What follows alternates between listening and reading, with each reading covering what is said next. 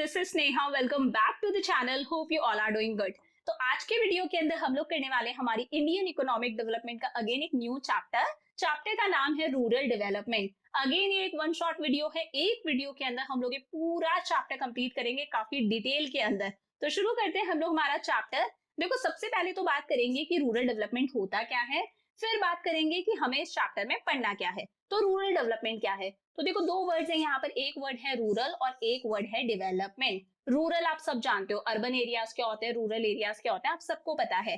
Urban areas मतलब शहर, cities, वही रूरल एरियाज मतलब विलेजेस, गांव। तो देखो अर्बन एरियाज का डेवलपमेंट तो हो रहा है। अर्बन एरियाज के अंदर अच्छा खासा इंफ्रास्ट्रक्चर है, इतनी सारी एमएनसी सेटअप होती जा रही है, गली गली के अंदर स्कूल्स हैं, कॉलेजेस हैं, इतने सारे हेल्थ केयर सेंटर्स हैं। बट आप विलेज एरियाज की बात करो ना, रूरल एरियाज की बात करो, रूरल एरियाज के अंदर भी वो एकदम बैकवर्ड एरियाज, रिमोट एरियाज, वहां पर तो दूर दूर तक स्कूल्स कॉलेजेस नहीं है बच्चों के लिए, दूर दूर तक वहां पर अच्छे हेल्थ केयर सेंटर्स नहीं है, वहां तो कोई एमएनसी सेटअप नहीं होती। इवन बहुत सारे आज भी गाँव के अंदर एरियाज ऐसे हैं जहां पर लोगों को प्रॉपर वाटर सप्लाई नहीं मिल पाती, प्रॉपर इलेक्ट्रिसिटी की फैसिलिटीज नहीं है, अच्छी सैनिटेशन फैसिलिटीज नहीं है। तो इस चैप्टर के अंदर हम लोग इन्हीं रूरल एरियाज के डेवलपमेंट की बात करेंगे कि हमारी गवर्नमेंट क्या क्या स्टेप्स ले रही है इन एरियाज के डेवलपमेंट के लिए, लोग खुद क्या स्टेप्स ले रहे हैं और क्या स्टेप्स लेने चाहिए, हमारे सामने क्या क्या प्रॉब्लम्स है, क्या क्या चैलेंजेस है, क्या क्या चुनौतियां हैं, ये सारी चीजें हम लोग इस चैप्टर में डिस्कस करने वाले हैं। तो बात करते हैं रूरल डेवलपमेंट की। Rural development means an action plan for the social and economic growth of rural areas. Rural development मतलब क्या है, रूरल डेवलपमेंट एक एक्शन प्लान है। एक्शन प्लान मतलब गवर्नमेंट जितने भी स्टेप्स ले रही है, जितने भी प्लान्स बना रही है, जितनी भी पॉलिसी स्ट्रेटेजीज बना रही है, ताकि रूरल एरियाज में रहने वाले लोगों की सोशल ग्रोथ भी हो और उनकी इकोनॉमिक ग्रोथ भी हो। तो उसी एक्शन प्लान को बोला जाता है रूरल डेवलपमेंट। क्या समझे, रूरल डेवलपमेंट मतलब क्या है, वो एक्शन प्लान जिससे रूरल एरियाज में रहने वाले लोगों की सोशल ग्रोथ भी हो और इकोनॉमिक ग्रोथ भी हो, उसे ही हम कहते हैं रूरल डेवलपमेंट। अब पहले तो ये समझो सोशल ग्रोथ क्या होता है और इकोनॉमिक ग्रोथ क्या होता है। देखो, इकोनॉमिक वर्ड देखते ही समझ जाया करो कि बात किससे रिलेटेड हो रही है, मनी से रिलेटेड हो रही है कि भाई जो लोग विलेजेस में रह रहे हैं उनकी मनी इनकम इंक्रीज हो। अब मनी इनकम कैसे इंक्रीज हो सकती है उन लोगों की, कि देखो विलेज में जो लोग रह रहे हैं वो लोग बेसिकली क्या करते हैं, फार्मिंग करते हैं। वो लोग फार्मिंग करके ही अपनी फैमिली का पेट भर रहे हैं। तो फार्मिंग करने के लिए उन्हें अच्छा खासा क्रेडिट अवेलेबल हो जाए, क्रेडिट मतलब उधार, फार्मिंग करने के लिए उन्हें लोन्स अवेलेबल कराया जाए, अच्छा खासा क्रेडिट अवेलेबल कराया जाए। इवन जब वो लोग ये प्रोड्यूस कर लेते हैं, अपना जितना भी उनका प्रोड्यूस है, इसे वो मार्केट में अच्छे से बेच पाए, इनके लिए एक अच्छा खासा मार्केट होना चाहिए जहां पर ये अपने प्रोड्यूस को एक अच्छी खासी प्रॉफिटेबल प्राइस पर बेच पाए कि भाई इनकी मनी इनकम इंक्रीज हो, एम्प्लॉयमेंट के लिए अलग अलग अपॉर्चुनिटीज जनरेट हो। सिर्फ फार्मिंग ही तो नहीं है, सिर्फ फार्मिंग पर ही थोड़ी ना डिपेंडेंट रहेंगे। तो गवर्नमेंट गाँवों के अंदर भी छोटी छोटी सी इंडस्ट्रीज खोले, स्मॉल स्केल कॉटेज इंडस्ट्रीज खोले।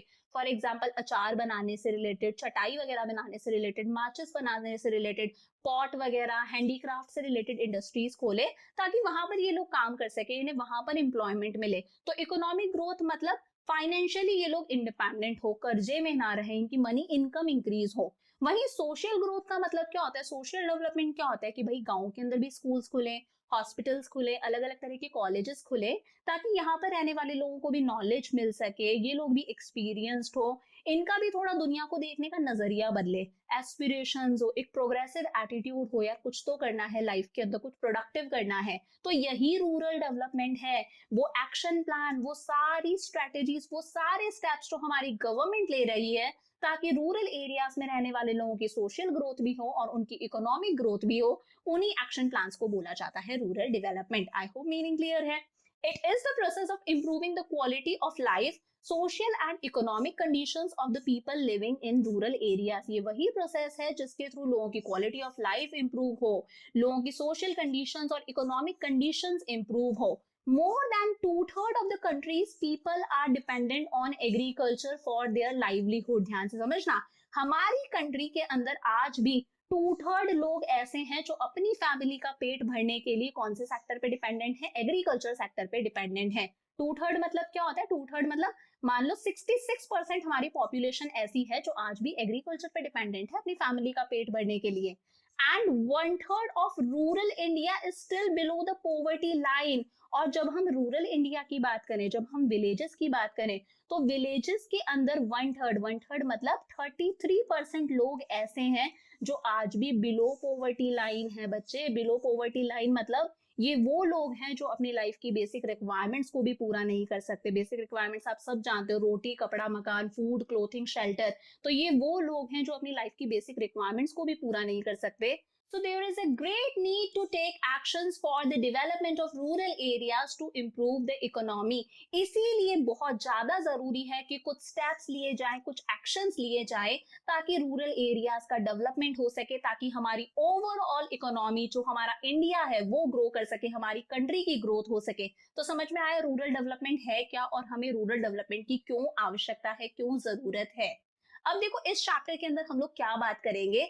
There are certain lingering and emerging challenges in the context of rural development in India। जब हम हमारी कंट्री के रूरल डेवलपमेंट की बात करते हैं ना, तो हमारे सामने कुछ चैलेंजेस आते हैं। चैलेंजेस का मतलब क्या होता है, कुछ चुनौतियां आती हैं, और उन चुनौतियों को, उन चैलेंजेस को हम लोगों ने 2 कैटेगरीज में डिवाइड करा है। One category is lingering challenges and second category है हमारे सामने इमर्जिंग चैलेंजेस। फर्स्ट कैटेगरी कौन सी है, lingering challenges, and second category कौन सी है, इमर्जिंग चैलेंजेस। पहले दोनों का मतलब समझ लो, फिर बात करेंगे। देखो, लिंगरिंग मतलब क्या होता है। लिंगरिंग वर्ड का मतलब होता है कोई चीज अगर बहुत टाइम से होती हुई आ रही है, इफ कोई चीज बहुत ही लॉन्ग पीरियड ऑफ टाइम से होती हुई आ रही है, तो उसे हम लिंगरिंग कहते हैं। तो लिंगरिंग चैलेंजेस वो चैलेंजेस हैं जो हमारा रूरल इंडिया, जो हमारे रूरल एरियाज हैं, वो बहुत टाइम से फेस करते हुए आ रहे हैं। वो चैलेंजेस है जो हम सालों से फेस करते हुए आ रहे हैं। वहीं इमर्जिंग चैलेंजेस वो चैलेंजेस है जो अभी अभी हमें देखने को मिले हैं, उभरते हुए चैलेंजेस है जो आज हम लोग फेस कर रहे हैं, जो आज हमें देखने को मिले हैं। तो इस चैप्टर के अंदर हमें सिर्फ यही पढ़ना है, बस ये चीजें पढ़ लें, फिर चैप्टर कंप्लीट हो जाएगा।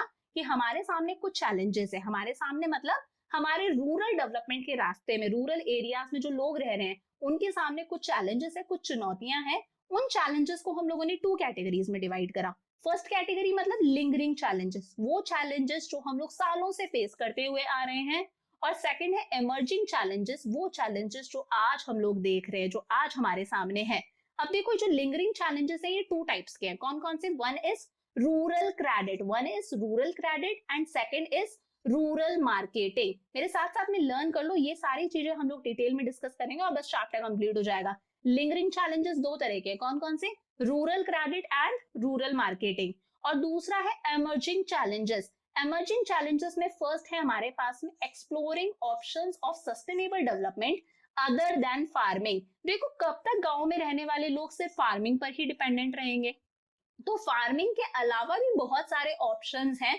तो उन ऑप्शंस को, वो जो बहुत सारे ऑप्शंस है सस्टेनेबल डेवलपमेंट के, उन ऑप्शंस को एक्सप्लोर करना कि भाई फार्मिंग के अलावा लोग फिशिंग कर सकते हैं, या फिर छोटी छोटी सी इंडस्ट्रीज के अंदर काम कर सकते हैं, चटाई वगैरह बना सकते हैं, अचार बना सकते हैं, सिलाई बुनाई कर सकते हैं। तो बहुत सारे और तरीके हैं फार्मिंग के अलावा भी। उन सारे तरीकों को एक्सप्लोर करना, उन अदर सस्टेनेबल डेवलपमेंट से रिलेटेड एक्टिविटीज को एक्सप्लोर करना, इसी को हम लोग बोलते हैं एम्प्लॉयमेंट आउटसाइड एग्रीकल्चर। की भाई एग्रीकल्चर के अलावा भी एम्प्लॉयमेंट के बहुत सारे रास्ते हैं, उनको एक्सप्लोर करना, उनकी खोज करना। और सेकंड है ऑर्गेनिक फार्मिंग। तो क्या पढ़ना है चैप्टर में कि हमारे पास में कुछ चैलेंजेस है, चैलेंजेस को 2 कैटेगरीज में डिवाइड करा, lingering challenges and emerging challenges. Lingering challenges में वन है rural credit, second is rural marketing. Emerging challenges में फर्स्ट है एम्प्लॉयमेंट आउटसाइड एग्रीकल्चर, की एग्रीकल्चर के अलावा भी बहुत सारे सोर्सेज है, उन सोर्सेज को एक्सप्लोर करना, उन्हें फाइंड आउट करना। और सेकंड है हमारे पास में ऑर्गेनिक फार्मिंग। तो बात करते हैं सबसे पहले लिंगरिंग चैलेंजेस की। किनकी लिंगरिंग चैलेंजेस, तो 2 तरह के, रूरल क्रेडिट और रूरल मार्केटिंग। सबसे पहले आ जाता है हमारे पास में रूरल क्रेडिट। अच्छा, लिंगरिंग चैलेंजेस कौन से हैं जो हम लोग सालों से फेस करते हुए आ रहे हैं।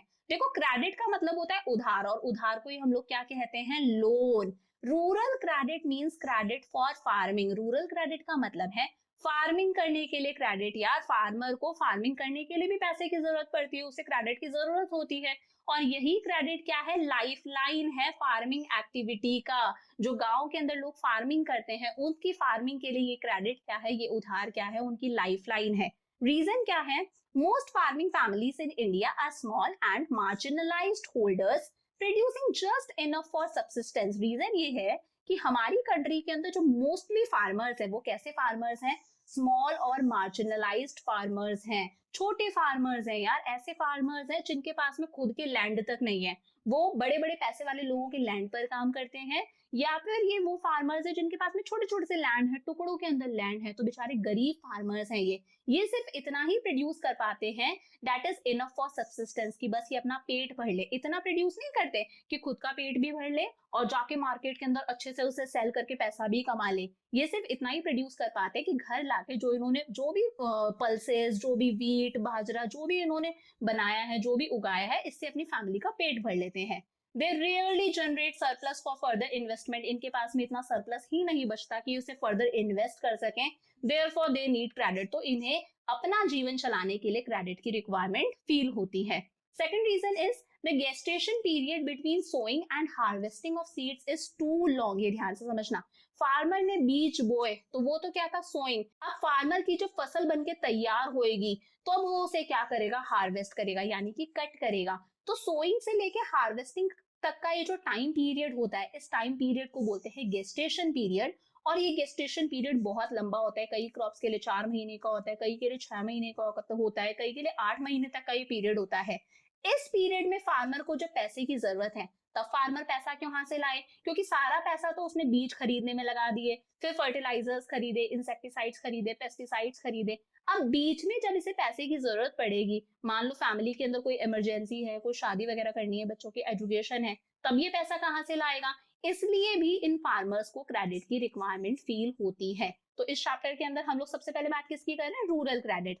Credit needs of Indian farmers. अब भाई हमारे यहाँ के जो फार्मर्स हैं उनकी क्रेडिट नीड्स को हम लोगों ने 3 कैटेगरीज में डिवाइड करा है। One is short term credit, second is medium term credit and third is long term credit. तो सबसे पहले बात करते हैं short term credit. Short term credit, जब फार्मर को क्रेडिट लेना होता है ताकि वो कुछ इनपुट्स खरीद सके, it is basically required for the purchase of inputs. जब फार्मर को क्रेडिट लेना होता है, उधार लेना होता है कुछ इनपुट्स खरीदने के लिए, जैसे सीड्स खरीदने के लिए, फर्टिलाइजर्स के लिए, पेस्टिसाइड्स के लिए, इंसेक्टिसाइड्स के लिए, इवन इलेक्ट्रिसिटी का बिल पे करने के लिए जब उसे पैसे की जरूरत पड़ती है और वो लोन लेता है, इस तरह के लोन को बोला जाता है शॉर्ट टर्म क्रेडिट। क्यों, क्योंकि इसका टाइम पीरियड होता है सिर्फ 6 to 12 मंथ्स। ये जो लोन अमाउंट है ये 6 to 12 मंथ्स के बीच में उसे रीपे करना पड़ता है, लोन का अमाउंट भी देना पड़ता है, साथ साथ में इंटरेस्ट भी देना पड़ता है। तो ये हो गई उसकी short term credit needs. Second है medium term credit. Medium term credit, these loans are required for the purchase of machinery। अब थोड़े बड़े फार्मर्स जो मशीनरी खरीदना चाहते हैं, कंस्ट्रक्शन ऑफ फेंसेस, भाई खेतों के साइड में जो बाउंड्री बनवाते हैं ना ताकि कुछ एनिमल्स वगैरह अंदर ना आ पाए, कोई अंदर ना आ पाए, फसल खराब ना कर दे, तो ये जो बाउंड्री बनवाते हैं ये पत्थर की भी बनती है, सस्ते में बनवानी है तारों की भी बनती है। तो ये फेंसेस कंस्ट्रक्ट करवाने के लिए, कुआं खुदवाने के लिए, डिगिंग द वेल्स, इन सब चीजों के लिए भी फार्मर को पैसे की जरूरत पड़ती है। इस बार थोड़े ज्यादा पैसे की जरूरत पड़ती है, तो इसी लोन को बोला जाता है मीडियम टर्म क्रेडिट, क्योंकि इसका ड्यूरेशन क्या है, 12 मंथ्स टू 5 इयर्स। ये जो लोन का पैसा है ये इसे 12 महीने से 5 साल, यानी 1 साल से 5 साल के बीच में इसे रिटर्न करना पड़ता है, अमाउंट भी और इंटरेस्ट भी। थर्ड आता है long term credit needs. These loans are required for the purchase of additional land। अब मान लो फार्मर थोड़ा पैसे वाला है, उसे एडिशनल लैंड खरीदना है, एक नया पीस ऑफ लैंड उसे खरीदना है, या फिर जो उसका एग्जिस्टिंग लैंड है उस पर उसे कुछ काम करवाना है, कुछ परमानेंट इंप्रूवमेंट्स कराने हैं, कुछ कंस्ट्रक्शन करवाना है जिसमें हैवी पैसा लगेगा, तब जब वो लोन लेता है उस नीड को बोला जाता है long term credit need farmer की। और यहाँ पर ये अपना अमाउंट रीपे कर सकता है 5 to 20 ईयर्स, 20 साल तक ये अपना अमाउंट रीपे कर सकता है। तो समझ में आया, छोटी मोटी चीजें खरीदने के लिए, इनपुट्स खरीदने के लिए जो लोन लिया वो शॉर्ट टर्म क्रेडिट है, रीपे करना है 6 to 12 मंथ्स के अंदर अंदर।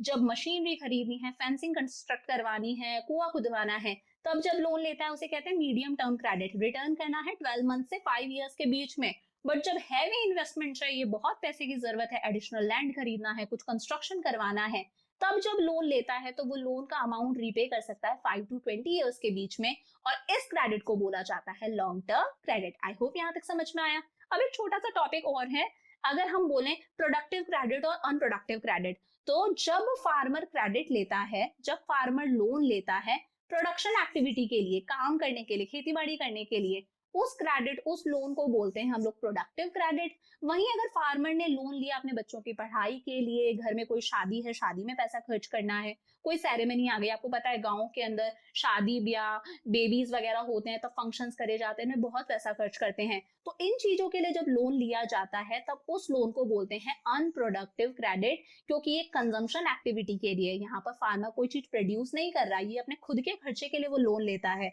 तब इस क्रेडिट को कहते हैं हम लोग अनप्रोडक्टिव क्रेडिट। आगे बढ़े, अब देखो बात करते हैं सोर्सेज ऑफ रूरल क्रेडिट। हम लोग अभी वही पढ़ रहे हैं, हमारा फर्स्ट वाला टॉपिक ही हम लोग डिस्कस कर रहे हैं, रूरल क्रेडिट। हम लोगों ने देख लिया क्रेडिट नीड्स को 3 कैटेगरीज में क्लासिफाई करा।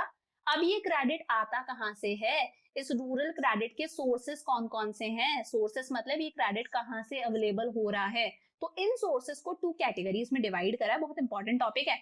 फर्स्ट कैटेगरी है इंस्टीट्यूशनल सोर्सेस और सेकंड कैटेगरी है नॉन इंस्टीट्यूशनल सोर्सेस। एक बार ऐसे ही समझ लो, जब फार्मर लोन लेता है, किसी बैंक से लोन लिया उसने, या फिर किसी भी कोऑपरेटिव सोसाइटी से उसने लोन लिया, या फिर किसी भी गवर्नमेंट इंस्टीट्यूशन से जब वो लोन ले रहा है, फॉर्मल तरीके से लोन ले रहा है, फॉर्मेलिटी की इसके साथ में प्रॉपर, तो वो है इंस्टीट्यूशनल सोर्सेस। वहीं जब फार्मर अपने रिलेटिव से लोन ले लेता है, या फिर जिसके खेत पर वो फार्मर काम कर रहा है, उस लैंडलॉर्ड से उसने लोन ले लिया, गांव के अंदर जो बड़े बड़े जमींदार होते हैं, मनी लैंडर्स होते हैं, जब इनसे लोन लेता है, उन सोर्सेस को कह देते हैं नॉन इंस्टीट्यूशनल सोर्सेस। तो सबसे पहले नॉन इंस्टीट्यूशनल देख लेते हैं, क्योंकि इंस्टीट्यूशनल इंपॉर्टेंट है, थोड़ा सा बड़ा है, आगे डिस्कस करते हैं। तो non institutional sources, the main sources of non institutional rural credit in India are, ये जो नॉन इंस्टीट्यूशनल सोर्सेज हैं, ये हमें कहां से मिलते हैं फार्मर को, तो फार्मर लैंडलॉर्ड से लोन ले सकता है, मनी लैंडर से ले सकता है, विलेज ट्रेडर से ले सकता है। तो जब फार्मर अपनी जरूरत के लिए अपने लैंडलॉर्ड, यानी कि जिसके लैंड पर वो काम कर रहा है, मनी लैंडर्स भी होते हैं गांव के अंदर, बड़े बड़े ठेकेदार होते हैं, पैसे वाले लोग होते हैं जो फार्मर्स को लोन देते हैं, या फिर ट्रेडर्स होते हैं बड़े बड़े बिजनेस वाले, इनसे जब लोन लेता है, इस सोर्स को बोला जाता है नॉन इंस्टीट्यूशनल सोर्सेस। और बच्चे यहाँ पर एक्सप्लॉइटेशन होता है फार्मर का बहुत अच्छे तरीके से, क्योंकि ये लोग एक high rate of interest charge करते हैं। फार्मर बस अपना प्रिंसिपल अमाउंट चुकाता जाता है, इंटरेस्ट चुकाता जाता है, और धीरे धीरे इस लोन के खड्डे में गिरता जाता है, यानी कि कर्जे में डूबता जाता है। 93% of the total borrowings of the farmers were met by non-institutional sources in the beginning of first 5-year plan। बेटा जी फर्स्ट 5-year प्लान कब स्टार्ट हुआ था, मुझे बताओ फटाफट से कमेंट्स में।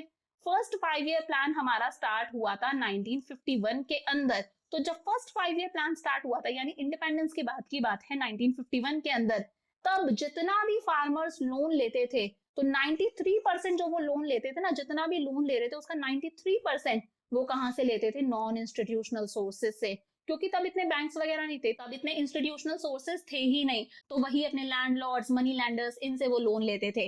But by 1981 the institutional sources emerged as the principal source of rural credit। But 1981 तक आते आते जो इंस्टीट्यूशनल सोर्सेस थे, इन्होंने इसे रिप्लेस कर दिया और इन्होंने इसकी जगह ले ली, जो कि बहुत अच्छी बात है, क्योंकि ये कम रेट पर इन्हें लोन देते हैं।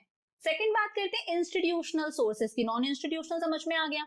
The main sources of institutional rural credit in India. अब भाई इंस्टीट्यूशनल रूरल क्रेडिट के सोर्सेज की बात करें तो गवर्नमेंट से लोन लिया जा सकता है, बहुत सारे कॉमर्शियल बैंक्स हैं, बहुत सारी कोऑपरेटिव क्रेडिट सोसाइटीज हैं, बहुत सारे रीजनल रूरल बैंक्स हैं, सारी चीजों को डिटेल में डिस्कस करेंगे। 7% of the total borrowings of the farmers were met by institutional sources in the beginning of first 5-year plan। जब फर्स्ट 5-year प्लान स्टार्ट हुआ था 1951 के अंदर, तो बेसिकली लोग 93% लोन कहां से ले रहे थे, नॉन इंस्टीट्यूशनल सोर्सेज से, तो बचा हुआ सिर्फ 7% लोन ही लोग कहां से ले पा रहे थे, इंस्टीट्यूशनल सोर्सेज से, क्योंकि लोगों के पास में इतनी नॉलेज ही नहीं थी, उन्हें पता ही नहीं था कि भाई बैंक्स भी लोन देंगे, वो भी सस्ते के अंदर दे देंगे, इतना एक्सप्लॉइटेशन ही नहीं होगा उनका, और बैंक्स थे भी कम।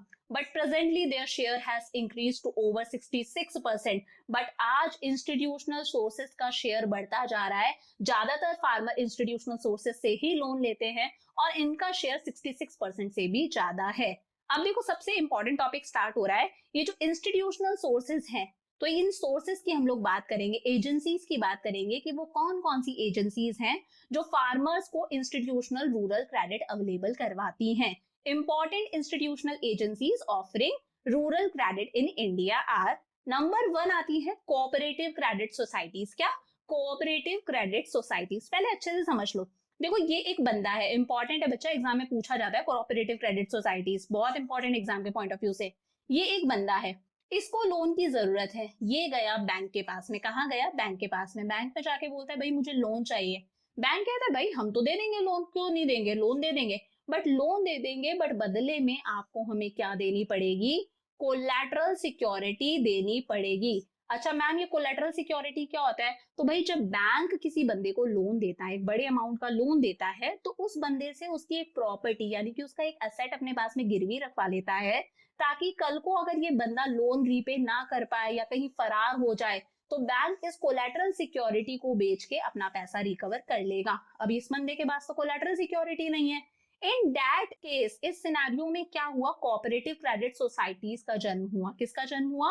कोऑपरेटिव क्रेडिट सोसाइटीज का। क्या होता है भाई? ये एक सोसाइटी होती है जिसके अंदर इसके जैसे ही कुछ लोग होते हैं, इसके जैसे ही कुछ लोग हैं, 1 2 3 4 5, इसके जैसे ही कुछ लोग होते हैं। ये लोग मिलके क्या बना लेते हैं? अपनी एक सोसाइटी बना लेते हैं, जिसे हम बोलते हैं कोऑपरेटिव क्रेडिट सोसाइटीज।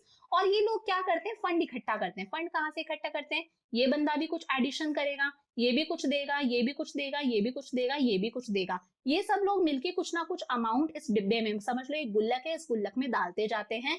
अब जब कभी भी इस बंदे को, मान लो ये पर्सन है, इसे लोन की रिक्वायरमेंट होगी, तो वो आराम से इस गुल्लक में से लोन ले सकता है। अब ऐसा नहीं है इसे लोन मिल जाएगा और ये दान की तरह है, लोन ले सकता है, इसे इसका अमाउंट रिटर्न भी करना पड़ेगा, साथ में इंटरेस्ट भी देना पड़ेगा, बट यहाँ पर कोलैटरल सिक्योरिटी जैसा कोई चक्कर नहीं होता। तो ये होती है कोऑपरेटिव क्रेडिट सोसाइटीज, जो सिर्फ अपने मेंबर्स को लोन देती है, और यहाँ पर इंटरेस्ट की रेट भी क्या होती है? कम होती है। समझ में आ गया कि भाई बैंक से लोन नहीं मिल पाया क्योंकि कोलैटरल सिक्योरिटी की जरूरत थी, तो अब क्या करते हैं लोग? इकट्ठे होकर खुद की एक सोसाइटी बना लेते हैं। खुद के पास में जो थोड़ा बहुत पैसा होता है, हर महीने हर 6 महीने जितना भी पैसा होता है, गुल्लक में डाल रहे हैं, समझ लो।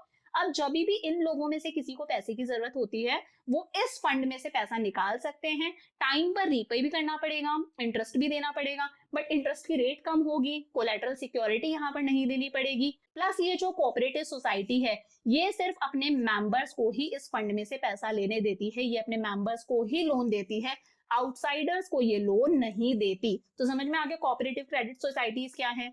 Cooperative credit societies provide credit to the farmers. ये फार्मर्स इसके मेंबर्स होते हैं, ये अपने फार्मर्स को लोन प्रोवाइड करती है, वो भी रीजनेबल रेट ऑफ इंटरेस्ट, अपने फार्मर्स से ज्यादा इंटरेस्ट चार्ज नहीं करती। These societies ensure elimination of the money lenders as credit agencies. ये सोसाइटीज इसलिए खुलती जा रही हैं ताकि मनी लैंडर्स खत्म हो सके यार, ताकि फार्मर्स को मनी लैंडर्स से लोन ना लेना पड़े। ये जो मनी लैंडर्स होते हैं ना, गांव के अंदर बड़े बड़े ठेकेदार होते हैं, ये क्या करते हैं? हमारे बेचारे फार्मर्स को एक्सप्लॉइट करते हैं, इनसे बहुत ज्यादा इंटरेस्ट चार्ज करते हैं, हमारा फार्मर कर्जे में ही डूबता जाता है। Timely and fast flow of credit to the farmers, ये cooperative credit societies make sure करके रखती हैं कि इनके जो फार्मर मेंबर्स हैं, इनके फार्मर मेंबर्स को टाइम टू टाइम जब भी इन्हें पैसे की जरूरत है, इन्हें लोन मिल जाए, और वो भी फास्ट फ्लो हो, कि भाई जल्दी से जरूरत है, इन्हें जल्दी से लोन अवेलेबल हो जाए, ज्यादा चक्कर ना काटने पड़े। Spread credit facilities across all regions, ये कोऑपरेटिव क्रेडिट सोसाइटीज ये भी मेक श्योर करके रखती हैं कि सारे रीजन्स के अंदर ये सोसाइटीज बन जाएं, सारे रीजन के अंदर सोसाइटीज बन जाए, कि भाई मनी लेंडर्स से पैसा बोरो करने की जरूरत ना पड़े, फार्मर्स का एक्सप्लॉइटेशन ना हो।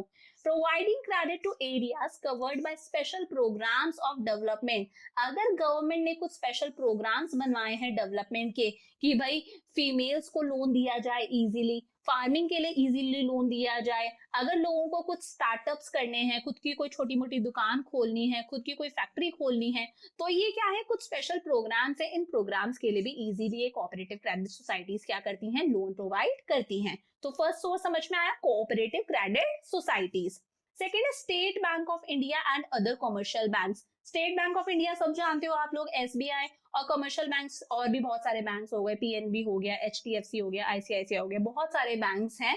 The state bank of India was set up in 1955। 1955 के अंदर हमारा state bank of India setup हुआ था, with a focus on rural credit. और इसका मेन फोकस क्या था? रूरल क्रेडिट की। गांव के अंदर जो लोग रह रहे हैं, स्पेशली जो लोग फार्मिंग से एंगेज्ड, फार्मिंग में एंगेज्ड हैं, उन्हें रूरल क्रेडिट प्रोवाइड किया जाए, वो भी कम रेट ऑफ इंटरेस्ट पर।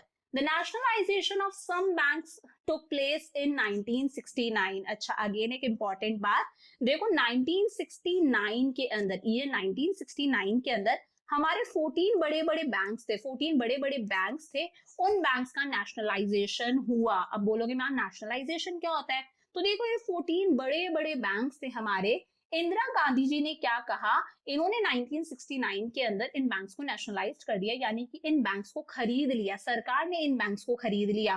प्राइवेट बैंक्स थे, सरकार ने इन बैंक्स को खरीद लिया, तो ये गवर्नमेंट के बैंक्स बन गए, और इसीलिए इसे बोला जाता है nationalisation of banks. The nationalized banks were directed to provide credit directly to the farmers as well as through cooperative societies.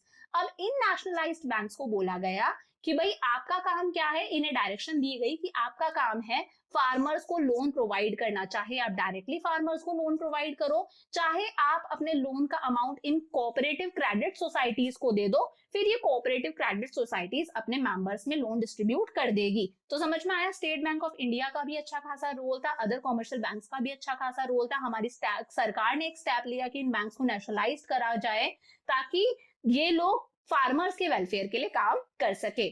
Third is regional rural banks and land development banks. क्या? Regional rural banks and land development banks. अब regional rural banks वो banks होते हैं जो basically गांवों में setup होते हैं। देखो बेसिकली कॉमर्शियल बैंक्स शहरों के अंदर होते हैं, अर्बन एरियाज के अंदर होते हैं, और ये जो बैंक्स होते हैं ये रिमोट एरियाज तक नहीं पहुंच पाते, तो डिस्ट्रिक्ट लेवल पर कुछ बैंक सेटअप करे गए ताकि छोटे छोटे से रिमोट एरियाज का भी डेवलपमेंट हो सके, वहां के लोगों को भी क्रेडिट मिल सके।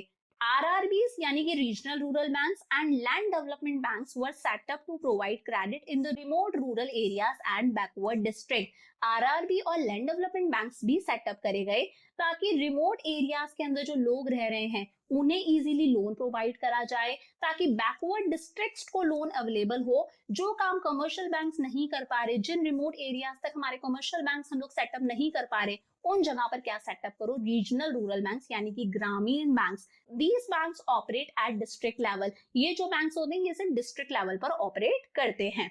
फोर्थ और सबसे important, national bank for agriculture and rural development. अब देखो मैं यहाँ पर बता देती हूँ सबसे इंपॉर्टेंट क्या था। हम लोग क्या पढ़ रहे हैं, हम लोग देख रहे हैं हमारा इंस्टीट्यूशनल सोर्सेज हम लोग देख रहे हैं। तो इंस्टीट्यूशनल सोर्सेज में हमने कोऑपरेटिव क्रेडिट सोसाइटीज देखा, second state bank of India and other commercial bank, third RRB, और फोर्थ और लास्ट है national bank for agriculture and rural development यानी कि नाबार्ड। इसमें दो इंपॉर्टेंट है, एक तो ये फर्स्ट वाला और एक ये फोर्थ वाला। तो बात करते हैं नाबार्ड की। नाबार्ड की फुल फॉर्म क्या है, national bank for agriculture and rural development. साथ साथ में याद कर लो नाबार्ड की फुल फॉर्म क्या है, national bank for agriculture and rural development. NABARD is an apex institution. भाई एपेक्स वर्ड जहां पर भी आ जाए, एपेक्स का मतलब क्या होता है, पापा। क्या? पापा। ये क्या है, एक एपेक्स इंस्टीट्यूशन है, मतलब जितने भी बैंक्स हैं जो रूरल डेवलपमेंट से रिलेटेड हैं, यानी कि रूरल एरियाज के अंदर जो लोग हैं उन्हें ये क्रेडिट प्रोवाइड कर रहे हैं, जितने भी बैंक्स हैं जो एग्रीकल्चर से रिलेटेड हैं, यानी कि रूरल एरियाज और फार्मिंग के लिए जितने भी बैंक्स लोन प्रोवाइड कर रहे हैं, ये उन सब बैंक्स का क्या है, पापा है। उन सारे इंस्टीट्यूशंस का ये क्या है, पापा है। तो ये नाबार्ड क्या है, एक एपेक्स इंस्टीट्यूशन, एक एपेक्स बॉडी है, handling policy, planning and operations in the field of rural credit and related economic activity, ताकि रूरल क्रेडिट से रिलेटेड जितनी भी एक्टिविटीज हैं, गांव के अंदर जो हम लोग लोन प्रोवाइड कर रहे हैं उससे रिलेटेड, या फिर एग्रीकल्चर से रिलेटेड जितनी भी एक्टिविटीज हैं, उन सब की पॉलिसी बनाने का काम इसका है, उन सब से रिलेटेड प्लानिंग करने का काम इसका है, उन सब के ऑपरेशंस को देखना, उन्हें कंट्रोल करना, उन्हें ऑपरेट करना, उन्हें इवैल्यूएट करना, उन सब चीजों पे नजर रखने का काम किसका है, नाबार्ड का है। तो क्या समझे, नाबार्ड क्या है, एक एपेक्स बॉडी है जिसका काम है एग्रीकल्चर और रूरल डेवलपमेंट से रिलेटेड जितने भी इंस्टीट्यूशंस हैं उन सब इंस्टीट्यूशंस को मॉनिटर करना, उन्हें रेगुलेट करना, उनके लिए पॉलिसीज बनाना, उनके लिए प्लानिंग करना, उनके ऑपरेशंस को चेक करना कि वो सही से काम कर रहे हैं या नहीं कर रहे, और उन्हें फंडिंग भी करना, उन्हें पैसा भी देना ताकि वो हमारे गरीब फार्मर्स तक उस पैसे को पहुंचा सके। नाबार्ड कब सेटअप हुआ था, ध्यान रखना, 12 जुलाई 1982 के अंदर। कब सेटअप हुआ था, 12 जुलाई को 1982 के अंदर। इसके हेडक्वार्टर्स कहां पर है, इसके हेडक्वार्टर्स है मुंबई के अंदर। फंक्शंस भी पूछे जाते हैं बेटा नाबार्ड के एग्जाम के अंदर। फंक्शंस क्या है, to serve as an apex funding agency for the institutions providing credit in rural areas. इसका काम क्या है, ये एक एपेक्स फंडिंग एजेंसी है, सबसे ऊपर है। ऐसी फंडिंग एजेंसी है जो जितने भी इंस्टीट्यूशंस है, कौन से इंस्टीट्यूशंस, जो रूरल एरियाज के अंदर क्रेडिट प्रोवाइड कर रहे हैं, फॉर एग्जांपल हमारी cooperative societies, regional rural development banks, जितने भी क्रेडिट प्रोवाइड करने से रिलेटेड इंस्टीट्यूशंस हैं, उन्हें ये फंडिंग प्रोवाइड करता है, इन्हें ये पैसा प्रोवाइड करता है ताकि ये लोग फार्मर्स तक पैसा पहुंचा सके। To improve the credit delivery system and reconstruction of credit institutions and training of personnel, इसका काम है ये क्रेडिट डिलीवरी सिस्टम को इम्प्रूव कर सके कि फार्मर्स को easily time to time loan available हो जाए, वो भी चीप रेट ऑफ इंटरेस्ट पर। और जितने भी क्रेडिट इंस्टीट्यूशंस हैं, ये उनके रिकंस्ट्रक्शन का भी ध्यान रखता है, उनके अंदर कोई गड़बड़ है तो उसे सही करता है। और वहां पर रहने वाले लोग जो हैं, जो इन क्रेडिट इंस्टीट्यूशंस के अंदर स्टाफ काम कर रहा है, उनकी ट्रेनिंग को भी, उनका ट्रेनिंग का काम भी कौन देखता है, नाबार्ड देखता है। To monitor and evaluate the projects financed by it, NABARD जिन भी प्रोजेक्ट्स के अंदर पैसा लगा रहा है, जिन भी प्रोजेक्ट्स को फाइनेंस करता है, उन्हें टाइम टू टाइम मॉनिटर भी करता है, उनकी परफॉर्मेंस को इवेल्युएट भी करता है। To coordinate the activities of various rural credit institutions, अलग अलग रूरल क्रेडिट इंस्टीट्यूशंस है, लाइक कोऑपरेटिव सोसाइटीज, आरआरबीज, इन सब की एक्टिविटीज को कोऑर्डिनेट करना, इन सब के अंदर एक अच्छा तालमेल बैठा के चलना। To maintain a close connection with Government of India, State Government, RBI and other national institutions, और ये भी मेक श्योर करके रखता है नाबार्ड कि वो हमारी government of India, state government, RBI और जितने भी नेशनल लेवल के इंस्टीट्यूशंस हैं, सबके साथ में एक अच्छा खासा कनेक्शन बना के चले, क्योंकि ये क्या है, एक एपेक्स बॉडी है। तो ये हम लोगों ने पढ़ लिया हमारा फर्स्ट चैलेंज। एक बार फटाफट से देख लेते क्या हम लोगों ने पढ़ा। लिंगरिंग चैलेंजेस के अंदर फर्स्ट कौन सा है हमारा, रूरल क्रेडिट। तो रूरल क्रेडिट हमारा कंप्लीट हो गया। अब हम हमारा सेकंड चैलेंज पढ़ेंगे, दैट इज रूरल मार्केटिंग। तो भाई आ जाओ, the challenge of agricultural marketing या फिर कह लो रूरल मार्केटिंग, कुछ भी बोल सकते हो, एग्रीकल्चरल मार्केटिंग भी बोल सकते हो, रूरल मार्केटिंग भी बोल सकते हो। ध्यान से समझना होता क्या है भाई, एग्रीकल्चरल मार्केटिंग होता क्या है, रूरल मार्केटिंग किसे कहते हैं, ध्यान से समझना। After harvesting, the farmers need to assemble their produce on farm, process it, grade it, package it and store it before it is finally bought to the market for sale. ध्यान से समझना भाई, फार्मर ने harvesting कर ली, harvesting मतलब उसकी फसल अच्छे से तैयार हो चुकी है, रेडी है, उसने अपनी फसल को कट कर लिया, तो कट कर लिया उसे हार्वेस्टिंग कहते हैं। हार्वेस्टिंग के बाद में फार्मर को क्या करना पड़ता है, जो भी कुछ उसने प्रोड्यूस करा है, चाहे वीट, राइस, बार्ले, बाजरा, जो भी उसने प्रोड्यूस करा है, उसे वो क्या करेगा, असेंबल करेगा, सबसे पहले इकट्ठा करेगा। इकट्ठा करने के बाद में वो क्या करता है, उसे प्रोसेस करता है। भाई प्रोसेस का मतलब क्या होता है मैम, फॉर एग्जाम्पल अगर मान लो उसने गेहूं की खेती करी, तो उसे डायरेक्ट गेहूं नहीं मिलता यार, गेहूं के ऊपर इस तरह का कोई छिलका सा होता है, छिलके के साथ में जब ये गेहूं होता है, इसे हम जौ बोलते हैं। तो छिलके को अलग करना और उसके अंदर से गेहूं निकालना, ये क्या था, प्रोसेस करना, कि मतलब जो भी उसके ऊपर छिलका है उस छिलके विलके को हटाना। ग्रेड 8, उसने जो भी प्रोडक्ट प्रोड्यूस करा है उसकी ग्रेडिंग होती है, सबसे अच्छी क्वालिटी वाला ए ग्रेड, उससे थोड़ी सी डाउन बी ग्रेड, उससे थोड़ा सा down C grade. Package it, उन सबको अलग अलग पैकेट्स में डालना पड़ता है, 5 किलो की बोरी अलग, 10 किलो की बोरी अलग, 20 किलो की बोरी अलग, इस तरह से बोरियां वगैरह बनाता है, स्टोर करता है उसे और तब मार्केट में बेचता है जब उसे एक अच्छी खासी प्राइस मिल सके। तो ये जितना भी प्रोसेस था, इस पूरे प्रोसेस को बोलते हैं agricultural marketing. Agricultural marketing includes all these processes, जितने भी प्रोसेसेस हैं, जितने भी स्टेप्स हैं, हार्वेस्टिंग से related final sale of the produce तक के, इन सारे प्रोसेसेस को बोला जाता है एग्रीकल्चरल मार्केटिंग। तो डेफिनेशन क्या बन गई, agricultural marketing is defined as the process, ये एक ऐसा प्रोसेस है, gathering the produce after harvesting, produce के बाद में, हार्वेस्टिंग के बाद में अपने प्रोड्यूस को गैदर करना, इकट्ठा करना, प्रोसेसिंग द प्रोड्यूस, उसे प्रोसेस करना, छिलका विलका सब अलग करना, हस्क अलग करना, ग्रेडिंग करना, अलग अलग ग्रेड्स में उसे डिवाइड करना क्वालिटी के हिसाब से, पैकेजिंग करना यार कस्टमर्स की नीड्स के हिसाब से, 10 किलो 50 किलो की बोरियां बनाना, उसे स्टोर करके रखना, selling the produce when the price is profitable, और तब अपने प्रोडक्ट को बेचना जब उसकी प्राइस प्रॉफिटेबल है। इस पूरे प्रोसेस को बोला जाता है एग्रीकल्चरल मार्केटिंग। और इसके अंदर भी बहुत सारे चैलेंजेस थे। अब देखेंगे कि गवर्नमेंट ने क्या क्या स्टेप्स लिए। पहले चैलेंजेस की बात करते हैं। At the time of independence agriculture was almost under the control of money landers, traders, commission agents. Independence के टाइम की अगर हम बात करें तो हमारा जो एग्रीकल्चर सेक्टर था ये बेसिकली पूरा का पूरा किसके कंट्रोल में था, मनी लैंडर्स, बड़े बड़े ठेकेदार, बड़े बड़े व्यापारियों, ट्रेडर्स, बड़े बड़े कमीशन एजेंट्स के कंट्रोल में था। To pay off the debts, the farmers often made a distress sale of their produce. The farmers have to sell their crops to the money lenders in order to pay off their debt. It implied low price and substantial loss to the farmers. ध्यान से समझना, farmers जो थे बेचारे हमारे basically कहां से loan लेते थे? Non institutional sources. Non institutional sources में कौन आते हैं? बड़े बड़े ठेकेदार, मनी लैंडर्स, लैंडलॉर्ड्स, ट्रेडर्स, वो इन लोगों से लोन लेते थे। ये लोग फार्मर से क्या लेते थे? हाई रेट ऑफ इंटरेस्ट, ज्यादा इंटरेस्ट। तो फार्मर्स को क्या करना पड़ता था? इनको इंटरेस्ट चुकाना पड़ता था। अब फार्मर इतना पैसा कहां से लाए? तो फार्मर को अपना डेट चुकाने के लिए, अपना कर्जा चुकाने के लिए इन लोगों को ही अपनी फसल बेचनी पड़ती थी। किसको अपनी फसल बेचनी पड़ती थी? इन मनी लैंडर्स को, इन ट्रेडर्स को।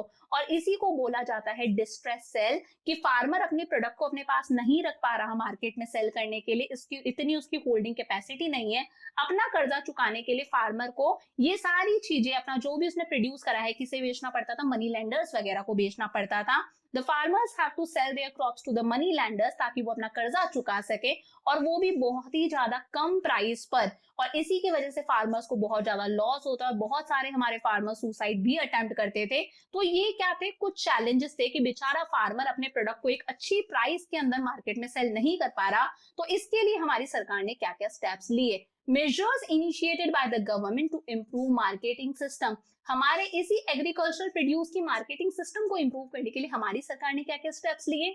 तो नंबर 1 है रेगुलेटेड मार्केट्स। क्या? Regulated markets. Regulated markets have been established by the government where sale and purchase of produce is monitored by the marketing committee including representatives of the government, farmers and traders. ध्यान से समझना, सरकार ने अब कुछ regulated markets establish कर दी हैं। क्या एस्टैब्लिश कर दी? Regulated markets. और इन रेगुलेटेड मार्केट्स को कौन मॉनिटर करती है? एक मार्केटिंग कमिटी। कौन मॉनिटर करती है? कौन चेक करती है? एक मार्केटिंग कमिटी। और इस मार्केटिंग कमिटी के अंदर सरकार के रिप्रेजेंटेटिव्स भी होते हैं, फार्मर्स के रिप्रेजेंटेटिव्स भी होते हैं, और ट्रेडर्स के रिप्रेजेंटेटिव्स भी होते हैं। These committees ensure that farmers get appropriate price for their produce. ये जो मार्केटिंग कमेटी है ये मेक श्योर करके रखती है कि बेचारे हमारे फार्मर को उसके प्रोड्यूस के लिए एक अप्रोप्रिएट प्राइस मिल पाए, उसे एक प्रॉफिटेबल प्राइस मिल पाए, उसका शोषण नहीं हो, उसका एक्सप्लॉइटेशन ना हो। The government has also built regulated market yards. Government ने कुछ मार्केट यार्ड्स भी स्टैब्लिश करे हैं जहां पर फार्मर्स जाके अपने प्रोड्यूस को एक फेयर प्राइस पर बेच भी सकते हैं। और यहाँ पर गवर्नमेंट एक स्टोरेज फैसिलिटी यानी कि कुछ गोडाउन टाइप फैसिलिटी भी प्रोवाइड कराती है जहां पर फार्मर्स अपने प्रोड्यूस को स्टोर भी कर सकते हैं। तो समझ में आया कि गवर्नमेंट ने कुछ रेगुलेटेड मार्केट्स एस्टैब्लिश करे, और इन मार्केट्स को कौन कंट्रोल करता है? Marketing committee. इस मार्केटिंग कमेटी के अंदर गवर्नमेंट के रिप्रेजेंटेटिव्स भी होते हैं, फार्मर्स के रिप्रेजेंटेटिव्स भी होते हैं, और हमारे ट्रेडर्स के रिप्रेजेंटेटिव्स भी होते हैं। और इस मार्केटिंग कमेटी का काम है कि ये देखे कि फार्मर्स का एक्सप्लॉइटेशन ना हो, उन्हें अपने प्रोड्यूस के लिए एक प्रॉफिटेबल प्राइस भी, में कुछ गलत ना हो, कुछ फॉल्ट, कुछ फ्रॉड वगैरह उनके साथ में ना हो। कि भाई बड़े बड़े ट्रेडर्स क्या करते हैं, बड़े बड़े मंडी वाले लोग क्या करते हैं?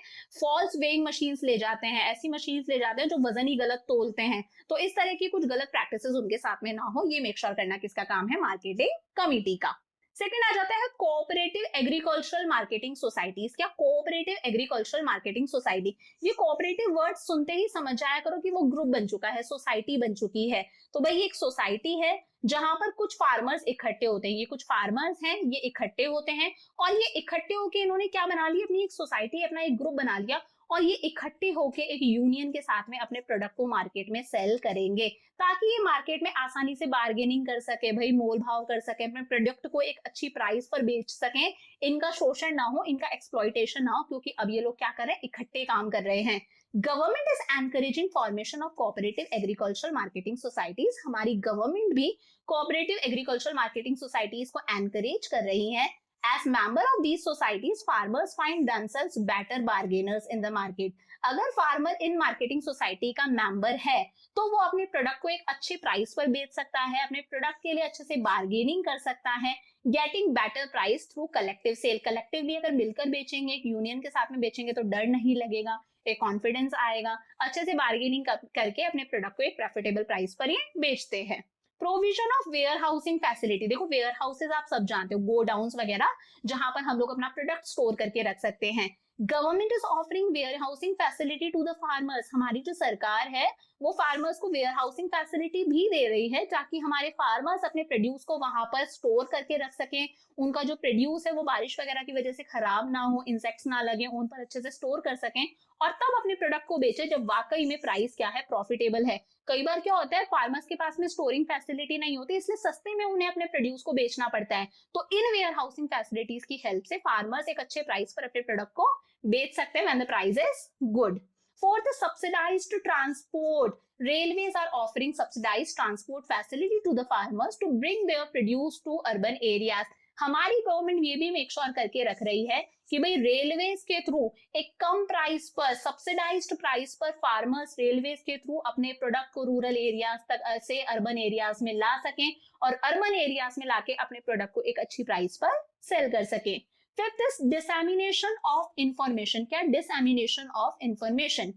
Information is provided to the farmers related to price behavior through print media and electronic media. This helps the farmers in deciding how much to sell and when to sell. भाई फार्मर्स को information भी provide करी जाती है price से related कि पहले price क्या थी, अभी इन चीजों की प्राइसेस क्या है और फ्यूचर में प्राइस क्या हो सकती है। बेचारा फार्मर के पास में इतनी नॉलेज नहीं होती, वो इतना पढ़ा लिखा नहीं है कि डिमांड और सप्लाई के ग्राफ को समझ सके, डिमांड और सप्लाई के जो खेल है जो हम लोग पढ़ते हैं वो समझ सके। तो उसे थोड़ा सा सरकार आइडिया देती है कि भाई पहले प्राइसेस ये थी, अभी ये होने की संभावना है, फ्यूचर में ये होने के चांसेस हैं।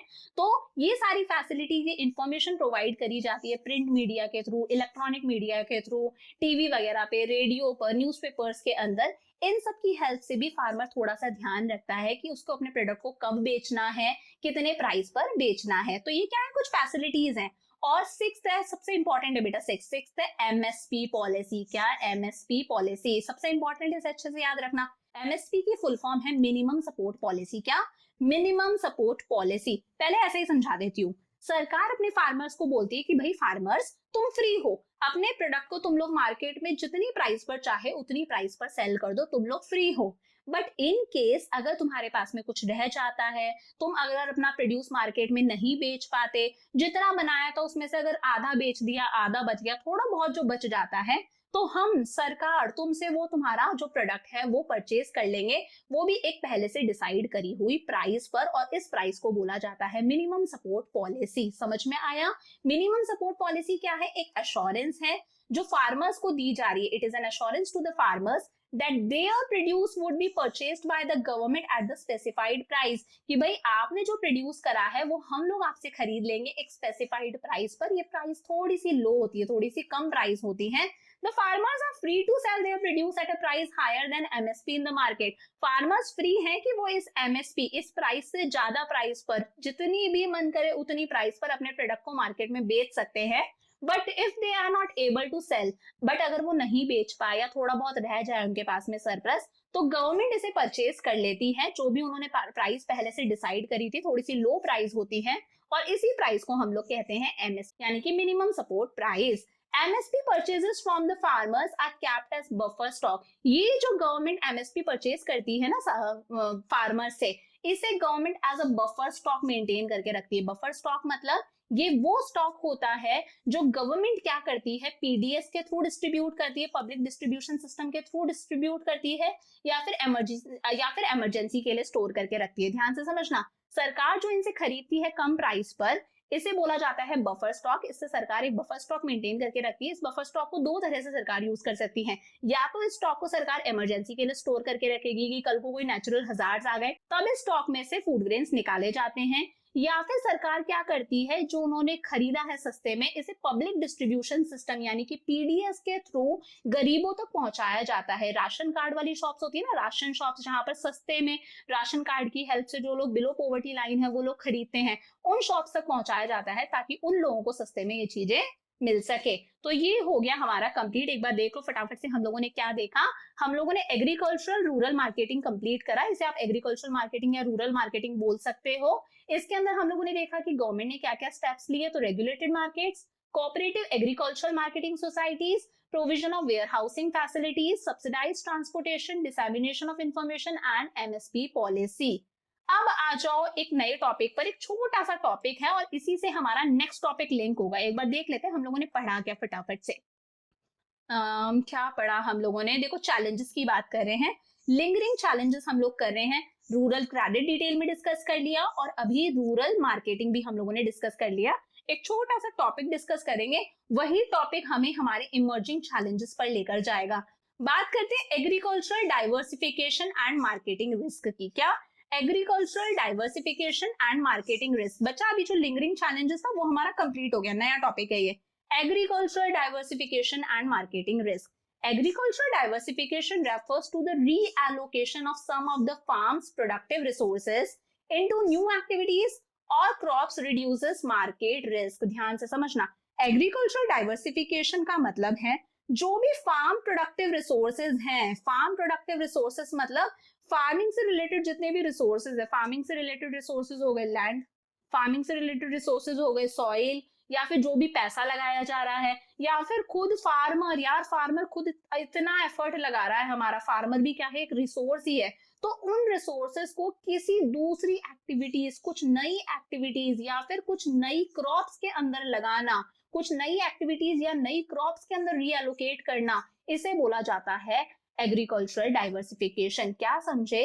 एग्रीकल्चरल डाइवर्सिफिकेशन का मतलब है कि फार्मिंग में जो रिसोर्सेज काम में आ रहे हैं, फॉर एग्जांपल लैंड काम में आ रहा है, जो पैसा काम में आ रहा है, जो मशीनरी काम में आ रही है, इवन फार्मर खुद, जो फार्मर की मेहनत है, इन सब चीजों को किसी दूसरी क्रॉप के अंदर भी लगाना या फिर किसी दूसरी एक्टिविटी के अंदर भी इन्वेस्ट करना, दूसरी एक्टिविटी में भी लगाना ताकि थोड़ा सा रिस्क कम हो सके, उसे बोलते हैं एग्रीकल्चरल डाइवर्सिफिकेशन। क्यों? देखो, किसी दूसरी क्रॉप में लगाना मतलब सपोज फार्मर जो है वो वीट ग्रो करता है, क्या ग्रो करता है? वीट ग्रो करता है। अब एग्रीकल्चर डाइवर्सिफिकेशन क्या होगा कि भाई वो वीट के साथ में मान लो बनाना भी ग्रो करने लग जाए, क्या ग्रो करने लग जाए? बनाना भी ग्रो करने लग जाए, और इसी के साथ में फॉर एग्जांपल वो मैंगो भी ग्रो करने लग जाए थोड़े थोड़े से लैंड के ऊपर। तो इससे क्या होगा? Prices of all the crops may not drop at the same time. Same time पर कभी कोई दिक्कत आ गई तो सारी ही क्रॉप्स की प्राइजेस तो एक साथ गिर नहीं जाएंगी। If one crop fetches low revenue, अगर एक क्रॉप की प्राइस गिर भी गई, मान लो उसके वीट की प्राइस गिर गई, उसको वीट से बहुत लॉस हो रहा है, अच्छा खासा रेवेन्यू नहीं मिल रहा, तो हो सकता है जो अदर क्रॉप्स हैं उनसे उसको ज्यादा रेवेन्यू जनरेट हो जाए। तो यहाँ पर फार्मर जो है वो एक रिस्क से बचता है, उसकी जो इनकम है वो स्टेबल रहती है हमेशा। तो समझ में आया? इसके अंदर दो एस्पेक्ट्स है हमारे पास में, एक है डाइवर्सिफिकेशन ऑफ क्रॉप प्रोडक्शन। क्या? डाइवर्सिफिकेशन ऑफ क्रॉप प्रोडक्शन, कि एक क्रॉप तो आप ग्रो कर ही रहे हो, उसके साथ में कुछ अलग अलग तरह की क्रॉप्स और ग्रो कर लो, जैसे मैंने आपको एग्जांपल दिया, वीट ग्रो कर रहे हो, साथ में बनाना मैंगो भी आपने ग्रो कर लिया। और एक होता है डाइवर्सिफिकेशन ऑफ प्रोडक्शन एक्टिविटी या फिर डाइवर्सिफिकेशन ऑफ एम्प्लॉयमेंट, कि आप साथ साथ में कोई दूसरा काम भी कर लो। आप सपोज फार्मिंग तो कर ही रहे हो, फार्मिंग के साथ साथ में आप लाइफ स्टॉक फार्मिंग भी कर लो, पशुपालन भी कर लो, गाय भैंस रख लो, उनके दूध से आप पैसा कमा लोगे, या फिर पोल्ट्री कर लो कि आप एग्स वगैरह बेच के पैसा कमा लोगे। तो साथ में एक दूसरा सोर्स भी हो आपके पास में एम्प्लॉयमेंट का, कि आपके पास में एक स्टेबल इनकम रहे या फिर आप फ्यूचर के रिस्क से अपने आप को सेव रखो। तो समझ में आया एग्रीकल्चर डाइवर्सिफिकेशन क्या होता है? कि जो काम कर रहे हो उसके साथ में कोई एक्स्ट्रा काम भी करना, या फिर जो आप क्रॉप ग्रो कर रहे हो उसके साथ में कोई एक्स्ट्रा क्रॉप भी ग्रो करना। तो ये छोटा सा टॉपिक था, कंप्लीट हो गया, आपके सिलेबस के अंदर है इसलिए मैंने कराया। अब आ जाते हैं हमारे इमर्जिंग चैलेंजेस के पास में। क्या हमारे emerging challenges? The emerging challenges of rural development. तो देखो इमर्जिंग चैलेंजेस में दो थे, एक तो था एम्प्लॉयमेंट आउटसाइड एग्रीकल्चर, एग्रीकल्चर के अलावा एम्प्लॉयमेंट, और एक हमारे पास में है इसके अंदर organic farming. One by one discuss करते हैं। सबसे पहले बात करते हैं employment outside agriculture. Finding options of sustainable livelihood outside agriculture is an important emerging challenge of rural development. भाई एग्रीकल्चर पर थोड़ी ना सारे फार्मर्स हमेशा डिपेंडेंट रहते रहेंगे, कब तक सिर्फ फार्मिंग ही करते जाएंगे? फार्मिंग के अलावा और भी बहुत सारे सोर्सेज हैं जहां से पैसा कमाया जा सकता है गाँव के अंदर। तो उन सस्टेनेबल लाइवलीहुड के सोर्सेज को डिस्कवर करना, उन ऑप्शंस को फाइंड आउट करना, उन्हें एक्सप्लोर करना। जैसे मैं आपको कुछ एग्जांपल्स देती हूँ, एक है एनिमल हस्बेंड्री। एनिमल हस्बेंड्री मतलब होता है पशुपालन, फॉर एग्जांपल गाय भैंस रख ली, उनका दूध बेच के पैसा कमाया जा सकता है, पोल्ट्री फार्मिंग कर ली, एग्स वगैरह बेच के पैसा कमाया जा सकता है, फिशिंग वगैरह कर ली, बहुत सारी चीजें होती है। तो क्या है? एनिमल हस्बेंड्री यानी कि पशुपालन। Animal husbandry is an important area of employment other than farming. Farming के अलावा एक बहुत इंपॉर्टेंट एरिया है, इसे हम लोग लाइफ स्टॉक फार्मिंग भी बोलते हैं। इसके अंदर बेसिकली क्या होता है, या तो पोल्ट्री फार्मिंग होता है या फिर कैटल फार्मिंग होता है या फिर गोट्स और शीप्स को रखा जाता है। आप लोगों ने देखा होगा ये हैन वगैरह को रखते हैं, पोल्ट्री फार्मिंग इसे कहते हैं। तो यहाँ पर एग्स वगैरह बेच के पैसे कमा सकते हैं। गाय भैंस वगैरह रखते हैं, इनका दूध बेच के पैसा कमाया जा सकता है। शीप और गोट्स भी रखते हैं, शीप के तो हेयर भी होता है, उसका जो फ्लीस होता है उससे पैसा कमाया जाता है। तो ये क्या है, एनिमल हस्बेंड्री है। The two basic problems related, इससे रिलेटेड दो बेसिक प्रॉब्लम्स कौन सी हैं, आज भी हमारे यहाँ पर इनकी प्रोडक्टिविटी लो है, हमें इनसे वो प्रोड्यूस नहीं मिल पाता, वो उतना प्रोडक्शन नहीं हो पाता क्योंकि हमारे पास में टेक्नोलॉजी पुरानी है, बैकवर्ड नो हाउ, हम लोग इतना जानते नहीं है, इतनी टेक्नोलॉजी नहीं है इस एरिया के अंदर, और डेफिशिएंट वेटरनरी केयर। आज भी इनकी जो वेटरनरी केयर है, मतलब इनके अच्छी खासी मेडिसिन, इनके लिए हॉस्पिटल्स कम है। अगर इनके साथ में कोई प्रॉब्लम है, कोई डेफिशिएंसी है, कोई बीमारी है, ताकि हम इनका ट्रीटमेंट करा सकें, तो इनकी ट्रीटमेंट के लिए हमारे पास में प्रॉपर हेल्थ केयर सेंटर्स नहीं है। तो ये प्रॉब्लम थी। तो फर्स्ट समझ में आ गया एनिमल हस्बेंड्री, जिसे हम लोग पशुपालन बोलते हैं। सेकेंड है हमारे पास में फिशरीज, फिशिंग से रिलेटेड है ये, मछली वगैरह को बेचना। फिशरीज एक बहुत ही इंपॉर्टेंट सोर्स है लाइवलीहुड का, केरला के अंदर, महाराष्ट्र के अंदर, गुजरात के अंदर और तमिलनाडु के अंदर। अगर हम केरला, महाराष्ट्र, गुजरात और तमिलनाडु इन स्टेट्स की बात करें तो इन स्टेट्स के अंदर फिशरीज एक बहुत इंपॉर्टेंट सोर्स है लाइवलीहुड अर्न करने का, अपना जीवन चलाने का। Fishing community continues to be backward community in our country, but आज भी हमारी कंट्री के अंदर जो फिशिंग कम्युनिटी है बहुत ही ज्यादा बैकवर्ड कम्युनिटी है। Following steps should be taken to improve their economic condition. जैसे हम एग्रीकल्चर के लिए क्रेडिट प्रोवाइड करते हैं, ऐसे इनके लिए भी क्रेडिट प्रोवाइड करना चाहिए। Credit facilities should be provided to the fishing community to break their continuous cycle of indebtedness. ये जो लोग हैं ये भी कर्जे में डूबे रहते हैं, ये भी अपना कर्जा नहीं चुका पाते, इसीलिए इनको क्रेडिट फैसिलिटीज अवेलेबल करानी चाहिए, सरकार इन्हें लोन प्रोवाइड करे, वो भी चीप रेट ऑफ इंटरेस्ट पर। Self help group should be made to meet credit requirement of fishing community. ये फिशिंग कम्युनिटी वाले जो लोग हैं ये क्या कर सकते हैं, ये खुद का एक ग्रुप बना सकते हैं।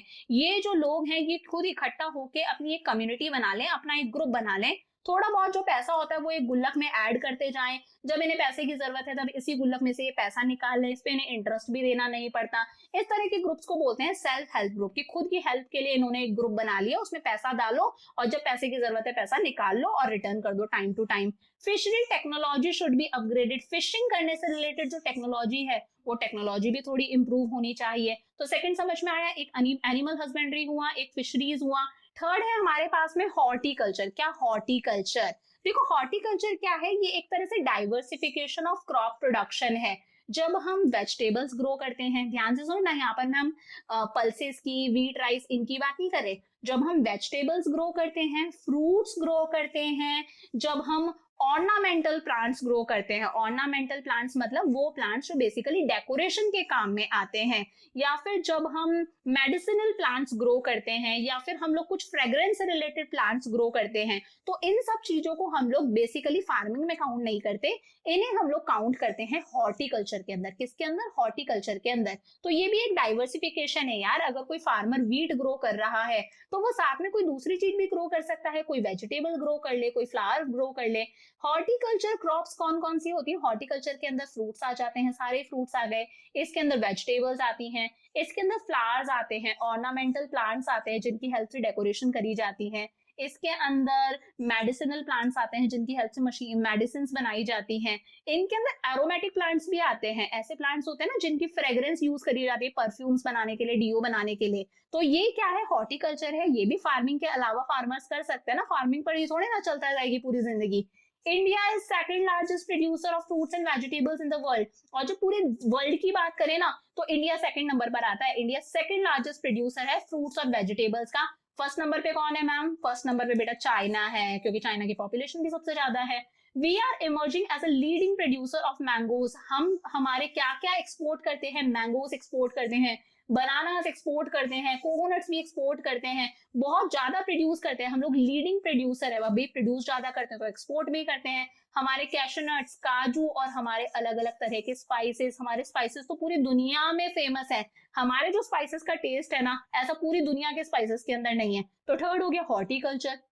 फोर्थ और लास्ट आता है cottage and house hold industries, छोटी छोटी सी इंडस्ट्रीज जो घर में खोली जाती हैं, cottage industries, house hold industries. क्या काम होता है मैम इसमें? इसमें काम होता है सिलाई से रिलेटेड, बुनाई से रिलेटेड, कढ़ाई वगैरह कर लो, पॉट वगैरह बना लो, मूर्ति बना लो, चटाई बना लो, माचिस बना ली। तो इस तरह के जो काम होते हैं ऐसी इंडस्ट्रीज को बोलते हैं cottage and house hold industries. कि भाई गांव के लोग खेती बाड़ी के अलावा भी इनके थ्रू पैसा कमा सके। ये इंडस्ट्रीज अगर गांव में खुलती हैं तो वहां के लोगों को एम्प्लॉयमेंट मिलता है, उनका डेवलपमेंट होता है। तो these industries include activities like spinning, वो चरखा चलाना, वीविंग, डाइंग, जानते हो ना, कपड़ों पे कलर करना, कलर के अंदर डालना, प्रिंट करना, ब्लीच करना, डॉल्स बनाना, मशरूम के कल्टीवेशन, बी कीपिंग, बीज को भी रखा जाता है, शहद निकाला जाता है, ग्लास मेकिंग, चूड़ियां वगैरह बनाना। रूरल एरियाज के अंदर इन चीजों को प्रमोट करें। In rural areas these activities are being promoted by farm women's group. Rural areas के अंदर जो फार्म वुमेन्स ग्रुप है वो इन एक्टिविटीज को प्रमोट करता है। इसका बेसिक मकसद क्या है? ताकि औरतों को यहाँ पर एम्प्लॉयमेंट मिल सके, ये कुछ इनकम जनरेट कर सके, ऐसे छोटे मोटे काम ये कर सके, हाथ से कुछ चीजें बना सके, हाथ से ड्रेसेस बना सके। हैंडीक्राफ्ट इंडस्ट्रीज, हमारी स्पिनिंग से रिलेटेड इंडस्ट्री, फाइबर बनाने से रिलेटेड इंडस्ट्री, फैब्रिक बनाने से रिलेटेड इंडस्ट्री, स्पॉट्स वगैरह बनाना, सिलाई करना, और इस तरह से जो कुछ बैड होते हैं, मेरी लैंग्वेज में से खाट वगैरह बोलते हैं, इस तरह के कुछ बैड्स वगैरह बनाना, चटाई वगैरह बनाना, इन तरह की इंडस्ट्रीज को बोला जाता है cottage and house hold industries. तो ये हमारा एक और कंप्लीट हो गया। कौन सा पढ़ा हम लोगों ने? हमारा एम्प्लॉयमेंट आउटसाइड एग्रीकल्चर। अब आ जाओ लास्ट टॉपिक पे हमारे पे, दैट इज ऑर्गेनिक फार्मिंग। क्या? Organic farming. देखो ऑर्गेनिक फार्मिंग आप सब जानते होंगे। ऑर्गेनिक फार्मिंग क्या होता है? जब फार्मिंग करने के लिए केमिकल्स का यूज ना करके बल्कि नेचुरल चीजों का यूज करा जाए। फार्मिंग करने के लिए जब केमिकल फर्टिलाइजर्स, इंसेक्टिसाइड्स, पेस्टिसाइड्स, इन केमिकल्स का यूज ना करके उल्टा हम नेचुरल चीजों का यूज करें, जो एनिमल वेस्ट है यानी कि काउ डंग जो है, जो प्लांट्स का वेस्ट है, प्लांट्स का जो वेस्ट मटेरियल है, जो उनकी लीव्स वगैरह है, जो हम लोग सब्जी वगैरह बनाते हैं उसका जो वेस्ट है, छिलका वगैरह, इन सब चीजों को यूज करके जब हम फार्मिंग करें, इन सब चीजों को जब हम एज अ खाद, एज अ मैन्योर यूज करते हैं, उस तरह की फार्मिंग को हम लोग बोलते हैं organic farming. Organic farming is a system of farming that relies upon the use of organic inputs for cultivation. ये एक ऐसी फार्मिंग है जिसमें हम लोग ऑर्गेनिक इनपुट्स यूज करते हैं कल्टीवेशन करने के लिए। और ऑर्गेनिक इनपुट्स में आते हैं हमारे एनिमल मैन्योर्स एंड कंपोस्ट, हमारे एनिमल्स के वेस्ट, काउडंग वगैरह, प्लांट्स के वेस्ट, सब्जी वगैरह हम लोग बनाते हैं उसके छिलके। तो जब इन सब चीजों को एज अ खाद डाल के हम फार्मिंग करते हैं उसे हम लोग बोलते हैं ऑर्गेनिक फार्मिंग। ऑर्गेनिक फार्मिंग के अंदर केमिकल्स का यूज नहीं होता। केमिकल फर्टिलाइजर्स, इंसेक्टिसाइड्स, पेस्टिसाइड्स, इन सब चीजों का बिल्कुल भी यूज ऑर्गेनिक फार्मिंग में नहीं होता।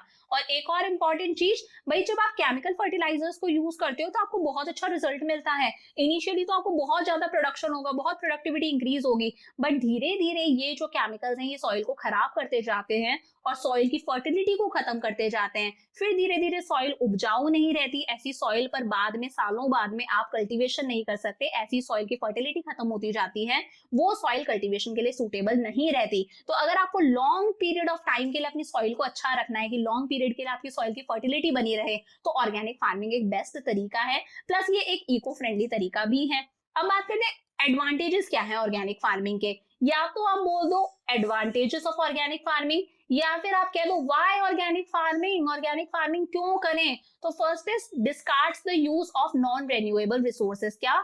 डिस्कार्ड्स the use of non renewable resources. भाई फार्मिंग करने के लिए जब केमिकल्स को यूज करा जाता है, फर्टिलाइजर्स वगैरह को, तो वो फर्टिलाइजर्स कैसे बनते हैं? पेट्रोल वगैरह से। पेट्रोल क्या है? एक नॉन रेन्यूएबल रिसोर्स है। कैसा है? Non renewable resource. Non renewable मतलब पेट्रोल ऐसा रिसोर्स है जो अगर आप खत्म करते जाओगे, यूज करते जाओगे, तो वो खत्म हो जाएगा, वो दोबारा रिन्यू नहीं होता। रिन्यू होने में उसे बहुत टाइम लगता है। बोलते हैं ना, अगर हम सभी गाड़ियों में इतना पेट्रोल डालते जाएंगे तो आने वाली जनरेशन तो साइकिल चलाएगी। तो नॉन रेन्यूएबल रिसोर्सेज वो हैं जो अगर हम यूज करते जाएंगे तो खत्म होते जाएंगे, ये दोबारा रिन्यू नहीं हो सकते। तो वही है, अगर हम केमिकल्स को यूज करेंगे तो हम पेट्रोल को खत्म करते जा रहे हैं, और ऑर्गेनिक फार्मिंग अगर हम यूज कर रहे हैं तो हम नॉन रेन्यूएबल रिसोर्सेज के यूज को क्या कर रहे हैं? डिस्कार्ड कर रहे हैं। हम नॉन रेन्यूएबल रिसोर्सेज को वेस्ट नहीं कर रहे, उन्हें बचा रहे हैं। सेकंड, ये इको फ्रेंडली है यार। Chemical fertilisers pollute the ground water by raising its nitrate content. Chemical fertilisers के अंदर इतने सारे जो केमिकल्स होते हैं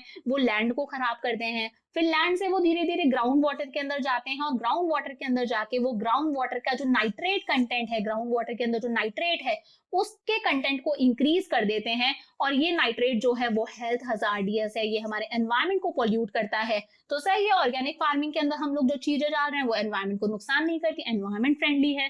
सस्टेन सॉइल फर्टिलिटी, अभी ऊपर बताया था मैंने, अगर आप नेचुरल चीजें डालोगे तो आपकी सॉइल की फर्टिलिटी बरकरार रहेगी, वो बनी रहेगी, लंबे टाइम तक आपकी सॉइल अच्छी रहेगी, बल्कि धीरे धीरे और इंप्रूव होगी। वहीं ये जो केमिकल चीजें हैं ये सॉइल की फर्टिलिटी को खत्म करते हैं। हेल्दियर एंड टेस्टियर फूड, ये तो होता ही है। ऑर्गेनिकली अगर आपने कोई फूड बनाया है तो वो न्यूट्रिशियस ज्यादा होता है क्योंकि उसके अंदर केमिकल्स नहीं है, और ऐसा फूड ज्यादा टेस्टी भी होता है as compare to our conventional farming जिसमें हम लोग केमिकल फर्टिलाइजर्स यूज करते हैं। Last is inexpensive technology for the small and marginal farmers. देखो, अगर हम केमिकल चीजें यूज करते हैं, chemical fertilisers, insecticides, pesticides, irrigation के अलग अलग मेथड्स, अलग अलग तरीके, तो ये चीजें क्या है, बहुत ही ज्यादा एक्सपेंसिव होती हैं, बहुत एक्सपेंसिव होती है। और इंडिया के अंदर जो बेसिकली फार्मर्स हैं वो स्मॉल फार्मर्स हैं, मिडिल क्लास फार्मर्स हैं, मार्जिनलाइज्ड फार्मर्स हैं, वो इतनी एक्सपेंसिव टेक्नोलॉजी को यूज नहीं कर सकते। HYV सीड्स भी बहुत ज्यादा एक्सपेंसिव होते हैं और वो दिन बर दिन अपने कर्जे में ही डूबते जाते हैं, डेब्ट के अंदर ही डूबते जाते हैं। बट अगर हम ऑर्गेनिक फार्मिंग यूज कर रहे हैं तो ये ऑर्गेनिक फार्मिंग क्या है, इनएक्सपेंसिव है। हमारे स्मॉल और मार्जिनलाइज्ड फार्मर आराम से इस टेक्नोलॉजी को, ऑर्गेनिक फार्मिंग को यूज कर सकते हैं। तो ये हो गया हमारा चैप्टर कंप्लीट आज, रूरल डेवलपमेंट। क्या पढ़ लिया, एक बार फटाफट से देख लो कि रूरल डेवलपमेंट होता क्या है। फिर लिंगरिंग चैलेंजेस देखे, इमर्जिंग चैलेंजेस देखे। लिंगरिंग चैलेंजेस में रूरल क्रेडिट आया और रूरल मार्केटिंग आया। रूरल क्रेडिट के अंदर हम लोगों ने इंस्टीट्यूशनल और नॉन इंस्टीट्यूशनल सोर्सेज दोनों देख लिए। रूरल मार्केटिंग में हम लोगों ने देखा गवर्नमेंट ने क्या स्टेप्स लिए रूरल मार्केटिंग को इंप्रूव करने के लिए। बीच में एक छोटा सा टॉपिक भी आया था एग्रीकल्चर डाइवर्सिफिकेशन, वो भी पढ़ना है, हमारे सिलेबस में है। फिर देखा एम्प्लॉयमेंट आउटसाइड एग्रीकल्चर की, एग्रीकल्चर के अलावा भी और कौन कौन से सोर्सेज हैं एम्प्लॉयमेंट के, जैसे हॉर्टिकल्चर हुआ, फिशरीज हुआ, एनिमल हस्बेंड्री हुआ, small scale and cottage industries. और लास्ट देखा ऑर्गेनिक फार्मिंग होता क्या है, जब केमिकल्स का यूज ना करो, ऑर्गेनिक इनपुट्स का यूज करो, और वाई ऑर्गेनिक फार्मिंग के क्या क्या एडवांटेजेस है।